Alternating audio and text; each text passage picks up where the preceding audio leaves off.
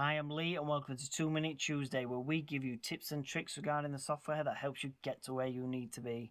Today we're going to jump into Avontus Designer and we're going to show you how to create plyboard sheets for your scaffolding. Let's get started. Right, create your plyboards for your bird cage or dance floor, whatever you want to call them. Quite simple. This can be done in any drawing page for any equipment to be saved within your stencils for later on. So what I like to use is a beam. Just drag that onto my page. I'm going to fill out this information for my plyboard now. So my length of my plyboard is 8 feet. I'm going to keep it on the ground level. I'm going to keep it as a box. The height, because these plyboards are going to be laid down flat on my dance floor, I'm going to do the height, which is 18 millimeters. The width will be the width of the plyboard, which is 4 foot, the ones I have. The thickness, I'm going to keep as 0 because it's not a tube. I'm going to keep it as the bottom. So that'll measure from the bottom of my page to where the bottom of the plyboard is. Don't need to do anything with rotation. Reference elevation, we're going to change that in a bit. My part number, so this can be referenced to a part that is in my material master. If it's not in your material master,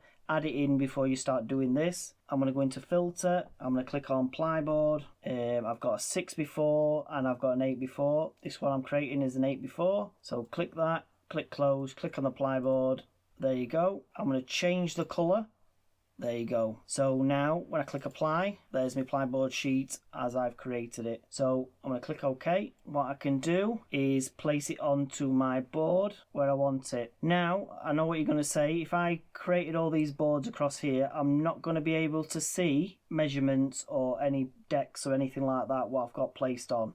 So what you can do while it's highlighted, you can go into center back. So now, don't matter where you place it, you will always see your scaffolding underneath. What I'm going to do now is I need to find the lift of my scaffolding, because as you can see now, the board is on the ground. Back into my tower.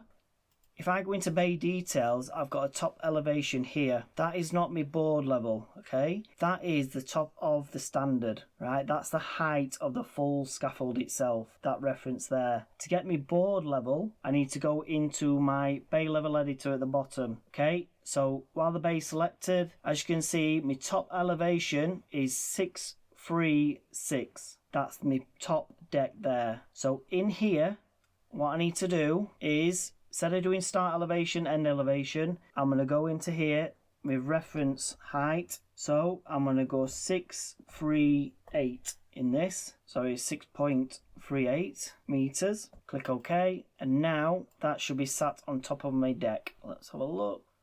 There you go. I'm happy with that. Now, all I need to do, because I've got the height of where I want it, everything's perfect, I can drag it in here. And what I'm going to do is drag it into my stencils I've got already. So I'm going to drag it into accessories, into here, give it a name. I'm going to say it's an 8 before sheet. There we go. Now I have the simplest way of doing things. I'm just going to turn off my snap and glue, and now I can keep dragging these off. And there you go. Once you've placed everything how you like it, all your plyboards across, if you go into your materials, bill of materials, you'll find your plyboard sheets and it'll tell you exactly how many you need, all because you reference that part to a part within your material master. There you go. And obviously your corners, your sides, placed as a full board, but obviously on site you'd cut them down round your arches or however you need it. So I hope this helps in creating a reference for your design for plyboard sheets, giving you a total as well. I hope this helps. If you do like this video, please stay tuned for more to come.